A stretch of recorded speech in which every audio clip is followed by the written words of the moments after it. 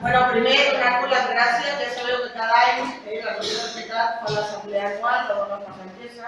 En l'assemblea anual, bàsicament el que fem és donar compte de l'informe de gestió de totes les activitats que s'han desenvolupat l'any passat, també en el cas de l'informe econòmic, és a dir, l'acte de l'assemblea anterior per part de la secretària, i aquest any sí que toca, perquè ja tenim 5 anys de vida, sembla mentida que tenim més de 5 anys, Dones Passatgers es va constituir el novembre del 2009 i aquest any toca la renovació de la Junta.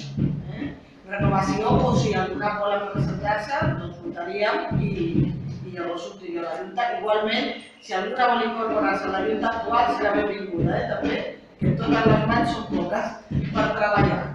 Us recordo que la Junta actual estem l'Amparo de tresorera, la Linda de secretària, la Loli, que no ha pogut venir avui, que és la que porta el mòbil de Dones Passatgers en les comunicacions, les fa ella, i jo com a presidenta.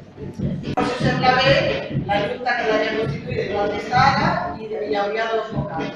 El vocal estaria la Mari i la Loli. Llavors, votem vots a favor.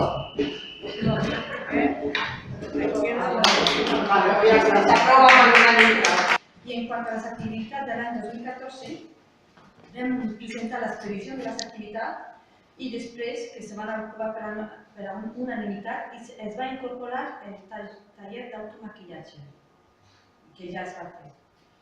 I es va proposar també fer una sortida junt, com l'any passat, i que no s'ha pogut fer en aquest cas. Ja s'intentarà l'any proper. I res més. Molt bé, gràcies. Doncs vinga, passem a l'informe de gestió. L'informe de gestió el que contempla són totes les activitats que van desenvolupar l'any passat, l'any 2014. Les teniu totes en el blog. Podeu anar fent un seguiment de totes les activitats que fem i les fotos de les activitats que les anem penjant en el blog de Dones per Sant Quirze. Durant l'any 2014, Dones per Sant Quirze ha organitzat i ha participat en més de 20 activitats al llarg de l'any. A més, 27, ho ha comptat aquí. A més dels tallers periòdics, que ja sabeu que fem el Reiki cada mes, i el taller de manualitats que fem cada setmana, i també vam iniciar el Posa't a punt, que el fem cada divendres. Volem agrair als nostres col·laboradors, en aquest cas a la Candis, que la tenim aquí, al Francisco Lopera i al Josema. També mantenim el nostre punt d'atenció telefònica i també el punt d'atenció presencial.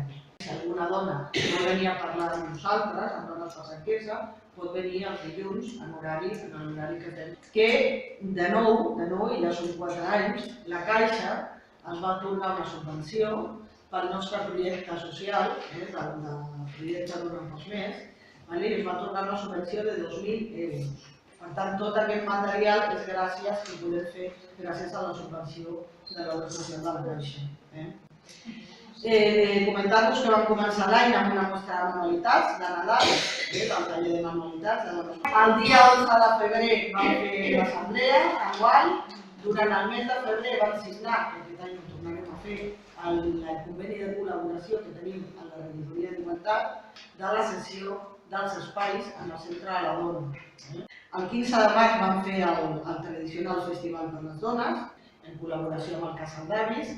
L'any passat van recollir aliments per la Sol Solidària.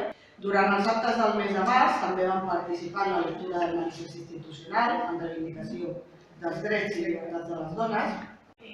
I també vam participar en el Premi Dona de Sant Quirze, que si recordeu l'any passat es va premiar a la que ha estat ATS d'aquí del poble tota la vida, l'Anna Maria Relat.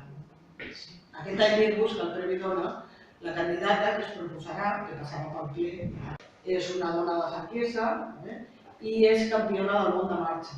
I té moltes medalles, també és campiona d'Europa, es premiarà aquesta esportista.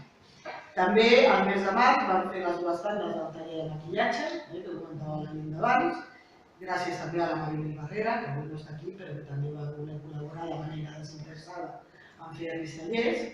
Al mes d'abril vam organitzar, per exemple, la Paradeta de Sant Jordi i vam participar a la primera fira d'entitats. Primera fira d'entitats que va durar tot un cap de setmana, si recordeu, el 26 i el 27 d'abril, i allà vam utilitzar la fira per donar difusió de la nostra entitat i per explicar les coses que fem, quins són els nostres objectius, i ja vam aprofitar per exposar els bussols de manualitats que van quedar tan xulos. Al maig, en commemoració del Dia Internacional de la Salut de les Dones, com cada any ho fem, fem un sopar de bar.